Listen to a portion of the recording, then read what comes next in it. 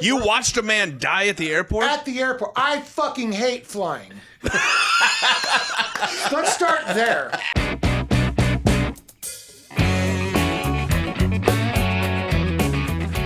Okay. Like indeed. Hey, shut the fuck up. You're fucking this up already. Take two. Okay, so welcome to another edition of Musicians Force, the podcast. I'm Brandon. Behind the camera is our producer, Hugh Sullivan, also our keyboard player. And next to me is our resident shred master, kitchen counter cleaner. There it is. And our resident comedian, Mr. Christopher Lee Lorash, also my best friend in the whole world of about 35 years or so. I thought you were going to say of about 35 people. Yeah, maybe. But 30 for 30 years. I made the top for of sure. the list of 35. We've talked a lot of shit about Chris on this podcast already, and you've seen him. A couple of them, yes. Yeah. Well, don't watch any of the rest of them then. I've enjoyed them. I've talked a lot of shit about Chris on here, but every time I do, we have a robust history. Every time I talk shit about Chris on here, I always say, and I'm looking at you, Chris. I always look right in the camera because I know you're going to watch it. And I'm always at home going. So anyway, Chris and I have been friends all of our lives. We played a lot of music together, written a lot of songs together, played in a lot of bands together. Preteen. And anyway, so I'll tell you how we met. When I was about, I don't know, fucking 11 or something like that. My parents had recently been divorced. We lived in an apartment complex. Chris just showed up, came walking up the hill. I was sitting on a picnic table with a guitar and I was smoking a cigarette, and he came up to, 11, and he came up on a 10-speed and asked me if I wanted to buy a bag of weed. And so I had a bag of weed. That was the first day we for met. And I said no. And then he was like, "Hey man, can I check out that guitar?" And he sat down with my PV Patriot. I think it was a PV Patriot. It was, and you had a tuck and roll. Yeah, right. What's the brand? Custom 100 tuck and roll. Yes. 70s amplifier, but blue he sat down, light up buttons. Yep. He sat down on the picnic table and played the guitar, and I was like, God damn, like this dude can really play. And we've been best friends ever since. So anyway. Yeah. So, man, that has been forever ago. Mm-hmm. That's like 13 lifetimes ago. Long motherfucking time. We've had a lot of real estate in this town, different spots. And it all leads back to the hill. Yeah. The apartment. Olympic Village. That was across the street from Mound Middle School. Mound Plaza now. Which is now a Target. You talked about him being like, hey, can I check out that guitar? Mm-hmm. Like, that, like, always, like, raises my fucking hackles, because, like, in my neighborhood, if someone's like, hey, man, can I check that out for a second? They're just going, like, I had kids like, hey, man, let me take a ride on your bike. And I'm like, I ain't that fucking stupid. Yeah. I can't fight, so I'm not getting off this bike. Well, Chris had, at the time, he had interesting hair. He had, like, super teased, like, Bon Jovi hair. It was 89, 88. So, it was 88. Yeah, it was the late 80s. So, like, he looked the part. Like, he looked like somebody who knew how to play a guitar. You know what I mean? That's badass. I got hated on a lot for that hair, but I found my people. I did. Mm-hmm. And most of it fell. I still got the stripe. That's dope. I dig that. The corners don't cooperate as much as it did back in the day. But hey, you know what? I'm 50. He rolled in with a 50-year-old mohawk today, and I'm digging it. I dig it too. I dig it more now that I know you do. Yeah, I love it, dude. I absolutely love it. I felt like I was going to get edited. Like, I brought a stocking cap, which I'm known for, I guess. Fuck that. But I had an extra just in case this wasn't the place. There's no editing. No, I saw you roll up and I was like, oh shit. Yeah, I see you got out of the car. I was like, God damn, okay. Yeah. Shit, I like this thing. I dig it. It'll work for the summer anyway. I'd rock that all the time.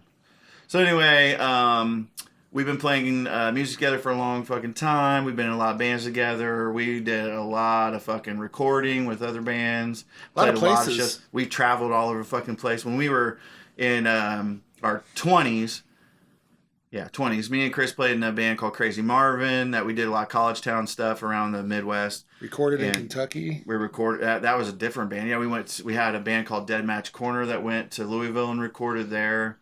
And stayed in some weird fucking place right downtown with like underground poker games. It was different. Shit. That was definitely like, because Jeff. Yeah, that was Dead Match Corner. Jeff was like, I got this guy. He's got a studio. We can come stay there. And we're like, let's go. Yeah.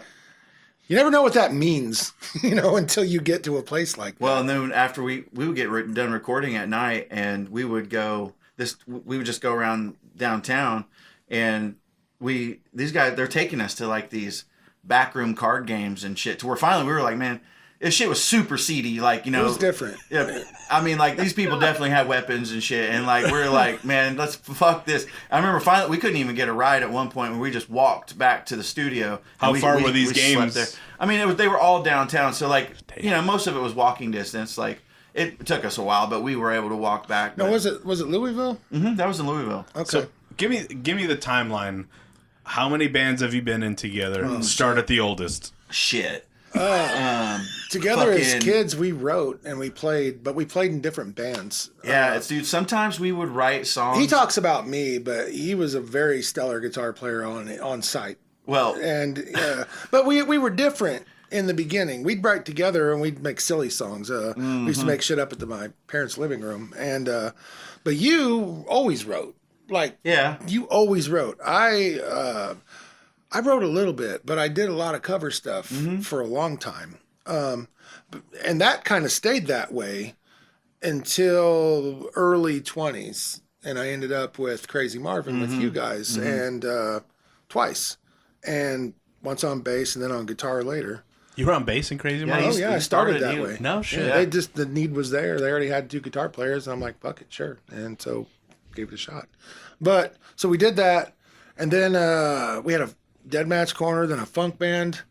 And was there anything in between that we did together? There was, actually, you got to go back a little further because even before Crazy Marvin, dude, I must say, like, we started, I mean, like, we did play in different bands, but there were some times where we were, like, I don't know if we ever even had names for them, but, like, say, like, me and you and, like, Craig Downen maybe for a while, Chad Bright and those guys. We like, had a riff that we both wrote in my living room. That's what I was getting ready to say. And we took it to each other's bands. 2 different bands. And we always got clocked for fucking stealing each other's shit. Dude, but the bands were like, that's our fucking song. And he's like, nah. They would get so fucking mad. They'd be like, so, like, yeah, we were fucking with this riff, which he wrote most of it. But it was a back and forth. He'd get it, I'd play a lead, I'd get it, and he'd so play a then lead. he takes it to his band that he's jamming in. I take the same riff to a band I'm jamming in. Fucking 3 months goes by. We've created 2 completely different songs out of it. With the same foundation. And then everybody finds out. And everybody's like, what the fuck? You stole his shit. You stole his shit. And we're all standing at our camps like, yeah. You know? It was like, fucking, my shit. Everybody was ready to fight crazy. about That's it. You know? So weird. It was, yeah. But we knew. We didn't care about it towards each other. Actually, that ended up being like really what kind of broke those bands up. And then me and Chris did a stint with also, remember when we did the church camps? I do. We fucking found a little religion in between. Yeah, we did. We went. We were going to church. We were doing like youth group shit, and we were going to concerts and youth gatherings and stuff for a little while. And then we ended up becoming camp counselors. And so I know I cannot. yeah. And so we ended up. My God. We ended up being camp counselors. I can play it for you right now. Yeah. And so yeah, we did all that shit, and we were at a youth gathering one time somewhere down south. And they had a talent contest. So it was a big church full of people, you know, kids. It was all, 500 kids or whatever. And so we decided, well, we're going to do something. So we played a song. I think it was Old Rugged Cross. And so it was, which is an old like Baptist hymn, you know. And so we were playing it, and they had a lead in it. And we were in the hotel room like practicing the shit. And then we went up to do it, and so it came time for this lead, and like I backed out of it. I knew I was gonna fuck it up, and so I was like, fuck, and I just did some generic shit. He stopped playing, and he looked at me and goes, do the lead. Right in the middle of this fucking talent show. He goes, do the lead. And I was like, God damn it. And I just like tried to keep on playing. And he stopped, he's like, do the lead. I was like, I'm not doing that lead. So we got in a fucking argument. We did. A real argument on stage in front of all these people. It was the auditorium at Indiana. I believe there was a college there. Was there not? I don't remember, but I don't know. It was Indianapolis. It might have been. So you've always been an old married couple. Yes. Yeah. But dude, we got in this argument on stage in front of all these people. But people. he started playing the lead finally, and the whole place went up. A fucking standing ovation. We won the whole thing. And people were like, that's the best comedy act I've seen. They thought it was a fucking comedy act. We were for real arguing. It's like, fuck that. It ain't funny. The fucking unintentional smothered brother. That's what it seemed like. So me and Chris, like if I saw it right, like if we were talking right now and started kind of banging with each other on something, and I said, hey, I'm throwing the radio. Because that happened. So that's like kind of our thing. Like if we get to arguing about something, somebody will be like, "Are you throwing the radio?" I'm throwing the fucking radio. Yeah, he threw a radio at me. We were playing, and there was a radio. I can't remember where the radio. I think it was either at my house or at Craig's garage. I can't remember which it was. But we got to talking. We were mouthing each other and had an issue about something. I don't remember what it was. Next thing I know, here come this radio, doink, right into my shit, and I'm like, motherfucker threw a radio. It was the one we were recording on. We had fucking, like, we were recording on, like, old tapes. We had to put the tape over the fucking thing so it would actually, stuff the hole. Overdub it. Anyway, yeah, so we got to arguing after the radio. You hucked a radio. Fucking radio, yeah. But then after I threw it, we both started laughing, and so, like... Those things always heal themselves. Yeah. You know, I mean, you got people that it'll never heal with, and you got people that'll always heal with. And those are very few, but you're one of them, for sure. Yeah, for sure. Chris is part of my very, very, very inner circle. You know what I'm saying? I'm a black card member. Yeah, he's a black card member. Yeah. Something which surprises me because of that status that you say, and I want to take a poll real quick because I want to know if you've heard this story. Because him and Mikey acted like it was the first time they'd ever heard this. Do you remember my flight back, any of the details I told you from New York around Christmas time when we played in New York? Refresh my memory. So we played in New York. Yep. And I flew there. And I flew back. And when I flew back, I had been up drinking with you from the Christmas party at the label. You and I got fucked up till like 4 a.m. Yes. And then I woke up at like 9:30 the next day. My whole brain was backwards. I'm like trying to turn it around. And it was horrible. But I got up on like whatever amount of sleep that is. After 4 pass out and the 9:20 wake up was pretty short lived. Yeah. And we played the show, the Christmas show that night. Yep. And you didn't go to bed that night, right? You just stayed up until your flight. No, because we didn't get back from the show till like 2. That's where the story he's about to tell. I knew all that. Right. Up until he left. That was my refresher. And then he went to the airport, and the rest of it, I had no fucking clue. Remind me what happened after the airport. So I stay up, and everybody's fucking shorting out because they'd been drinking like we were. But we were the last two standing that night. But then the next night, I knew that I had to be on a plane at 5:30, and I knew it was up to me to be on that plane. So Mikey actually was the one that was like, "Hey, fuck it, I'll take you there.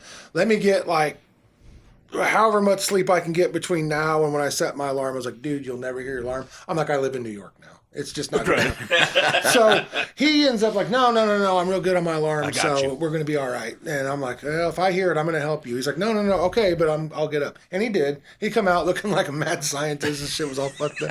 And he's walking down the stairs, one eye in it. He gets down, and he's like, "Oh, let's go." And so I was like, all right. So you sound just like him. Yeah, let's go. So I grab my bag, and I get there, and we're navigating. He's navigating. I'm just in the front seat, happy I'm getting to the airport.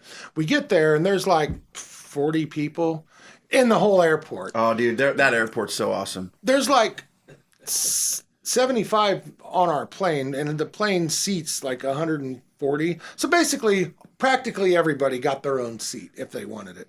But before we boarded the plane, I'm sitting here, and there's, you get a whole world mix when you're in these airports and in New York. So I'm sitting there, and there's this real old thin guy. Do you remember me telling you this story?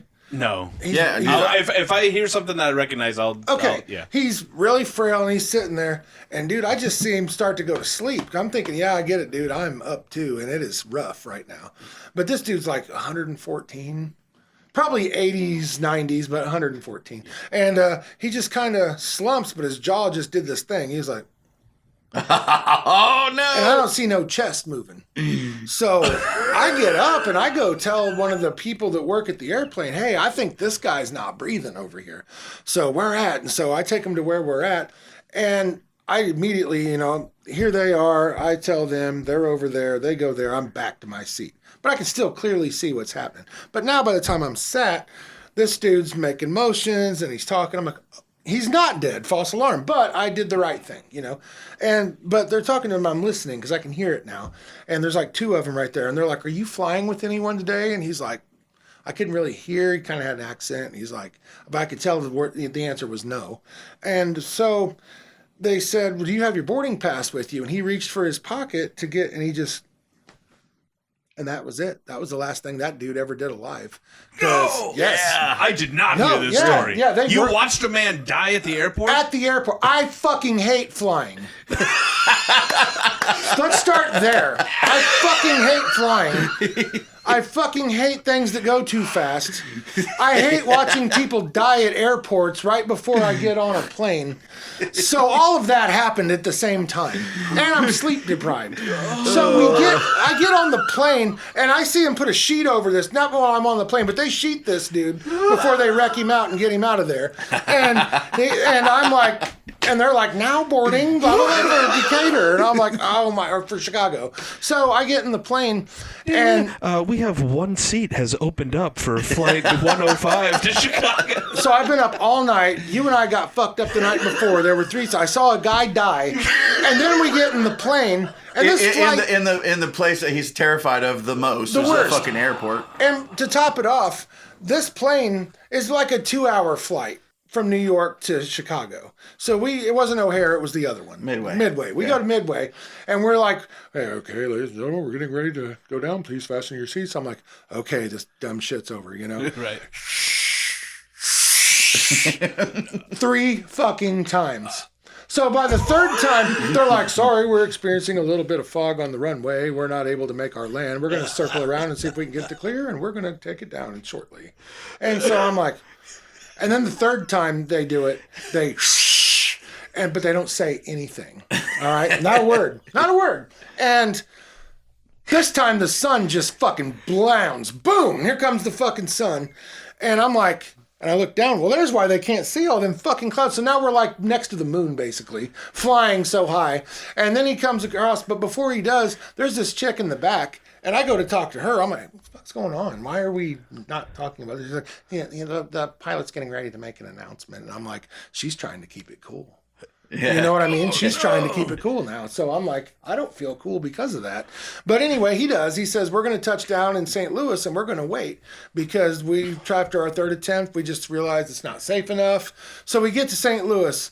But when they say that, everyone that is on the plane all has connections for vacations and different things in O'Hare. And probably Midway. And probably half of those people missed their connections for what they were doing. People were losing their fucking shit.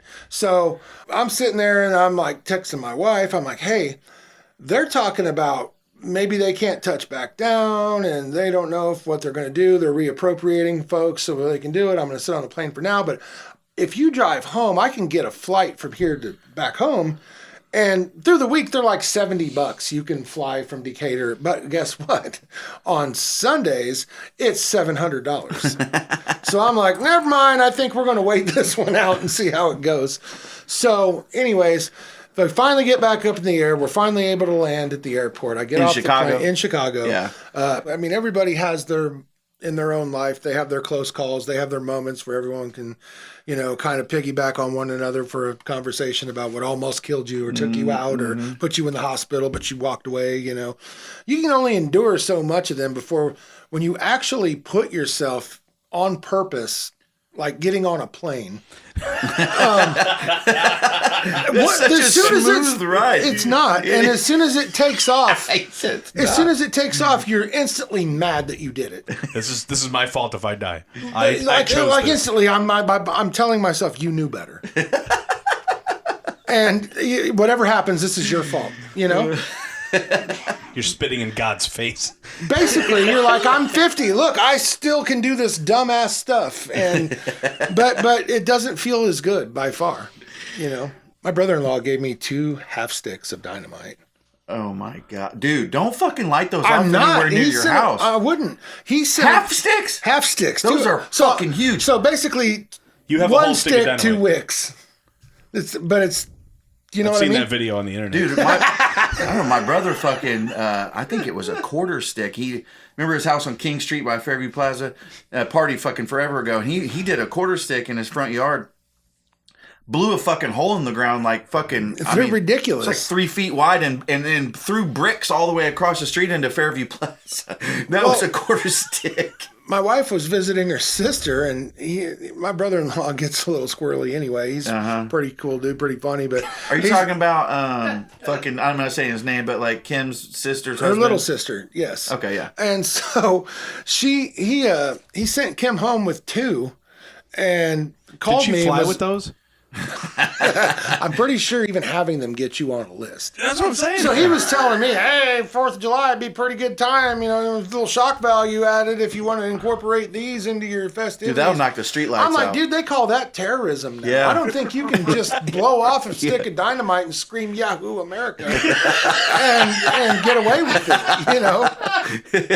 Did he have a flag? Oh, never mind. It's fine. It's fine. Wow. Yeah. So I was like, well, why don't you blow? He was like, oh, my neighbors already warned me. I'm like, well, look, you have like 3 neighbors. What do you think my block's going to say when I do this? You know? They live out there by where I used to get the shit. Yeah. Yeah. Oh, that's right there. So he knows where to get it. Oh, yeah. Yeah. And, you know, and then I asked my wife about it. I was like, hey, did give you something? And she's like, no. And I was like, you said you put it in your car. She had a little fun that night, too. But anyhow, she got out, and she's looking around, and she looks on the bench in the garage, and she's like, oh, yeah, here, I took it out of my car. Oh, my God. Oh, yeah. Here's the fucking dynamite It says it's, in the garage. It's got a label on here. It says from Albert Qaeda. Oh, my. So that's the end of this one. Musicians Force the podcast. Like, share, do all the things. Smash if you want to. And that's it. We'll see you later. I'm throwing the radio. Yeah, you are.